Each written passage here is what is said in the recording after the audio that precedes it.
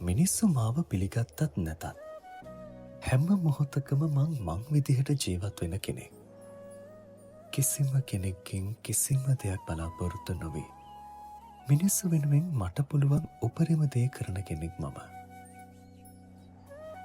සමාජය අපිට ආදරය කළත් නැතත් අපි අවංකව ජීවත් වෙන්න ඕනේ.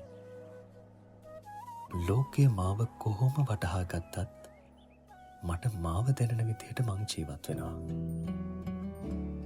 අද හොඳ කියන අය හෙට දොස් පවරන්න පුළුවන්. අද නරක දකින අය හෙට මාව අගය කරන්න පුළුවන්. එක එක පුද්ගලයා ගැන මිනිස්සු බලන්නේ ඒ අයට දකින්න පුළුවන් මට්ටම් වලින්. ඒ වගේම මිනිස්සු හිතන පතන දේවල් හරි වේගෙන් වෙනස් වෙනවා.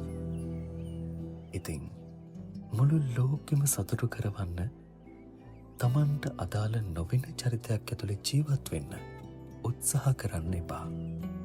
තමන්ගේ චරිතය ඇතුළේ තමන් වෙලාම ජීවත් වෙන්න.